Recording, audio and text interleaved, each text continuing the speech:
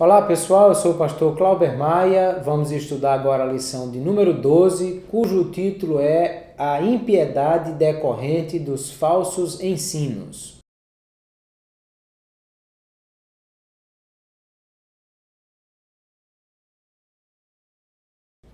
Nós vamos continuar estudando o capítulo 2 da segunda epístola de Pedro, e Pedro agora vai continuar falando sobre os falsos mestres e as heresias que eles pregam, mas Pedro vai dizer agora que essas pessoas, elas têm características muito próprias, que não é tão difícil observar quem são os falsos mestres, exatamente pela falta de uma vida de piedade desses mestres. E Pedro começa a destacar quais são as características desses falsos mestres, e ele diz que eles andam em concupiscências, ou seja, pessoas que são pecadores, que cometem pecado, que não têm nenhuma dificuldade de andar fora daquilo que é o padrão da palavra de Deus, que são atrevidos e difamadores, que menosprezam as autoridades.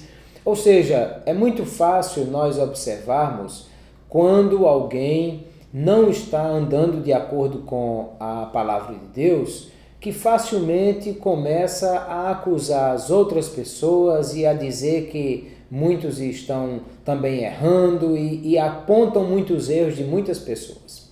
Vovó dizia que quando você vê uma torneira muito arrochada é porque tem um vazamento.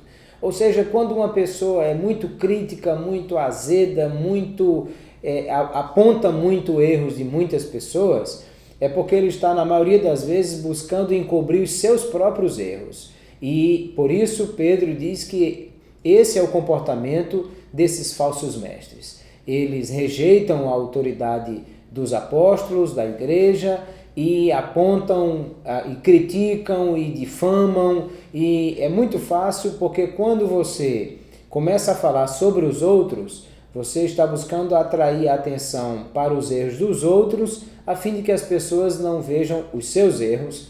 Esse é o comportamento desses falsos mestres. Mas a grande questão é que o que eles ensinam causam grandes problemas e dificuldades. Primeiro Pedro vai dizer que esses se comportam como animais irracionais que seguem a natureza, feitos para serem presos e mortos. Ou seja, é como se alguém conseguisse não enxergar o óbvio que a palavra de Deus ensina. Aquele que está envolvido por heresias, por ensinos que são contra a palavra de Deus, muitas vezes estão tão engodados que cegam, simplesmente não conseguem perceber o que é tão claro que está na palavra de Deus. Quando o apóstolo Paulo fala sobre essas questões, Romanos capítulo 1, ele diz que essas pessoas que são amantes de si mesmas e uma série de problemas, de pecados que eles cometem, essas pessoas, ele diz, elas estão cegas, porque ele diz que não só o eterno poder de Deus, mas até os seus atributos claramente podem ser vistos através das coisas criadas, de maneira que esses homens se tornam indesculpáveis. Ou seja, aqueles que comportam-se dessa maneira com falsos ensinos, eles são como animais irracionais porque não conseguem enxergar o óbvio, aquilo que é o ensino da palavra de Deus. E Pedro vai continuar falando sobre o que gera o ensino errado, não só de as pessoas não conseguirem enxergar, como os olhos estão cheios de adultério e pecado, engodando as almas. Ou seja, o ensino ele não só distorce a mente e os olhos, como afeta o coração, o desejo, a vontade dessas pessoas que começam a querer viver uma vida distante daquilo que é a palavra de Deus. E aí vem uma outra coisa muito interessante que o apóstolo Pedro vai citar aqui, que é a questão da apostasia. A palavra apostasia fala de desvio, de sair daquilo que é o padrão. E o apóstolo Pedro vai falar sobre essas questões de pessoas que, deixando o caminho direito, erram seguindo o caminho de Balaão, que amou o prêmio da injustiça. Ou seja, Pedro está dizendo que é possível alguém afastar-se da palavra de Deus de maneira a não voltar mais, a cometer aquilo que é chamado de apostasia. Quando falamos de apostasia, basicamente dois comportamentos estão aí relacionados. O primeiro é a apostasia doutrinária ou teológica, é quando alguém começa a ensinar coisas e acreditar em coisas que são contra a palavra de Deus, que passa a ser portador de heresias, de falsos ensinos e acredita nesses ensinos e os divulga.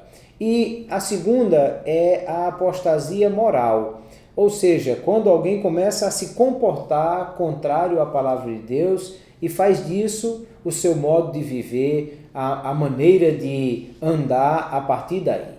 E Pedro está dizendo que é possível errar o caminho, afastar-se do caminho, porque aqueles que foram alcançados pela palavra da verdade precisam continuar andando na verdade e não se afastar dela para ir por caminhos que são fora daquilo que é o padrão da palavra de Deus. Nós precisamos estar atentos a essa realidade para que nós não abandonemos a fé, não abandonemos aquilo que é o ensino da palavra de Deus e não venhamos a perder aquilo que é o mais precioso que nós temos, que é a nossa salvação e a nossa comunhão com Deus, para continuarmos vivendo todos os dias dentro desse caminho, aquilo que Isaías 30:21 diz: vocês ouvirão atrás de si uma palavra que diz, esse é o caminho, andai nele, sem vos desviardes nem para a direita, nem para a esquerda. Façamos isso para não andar no caminho daquilo que é contrário à palavra de Deus. Deus abençoe vocês. Até a próxima lição.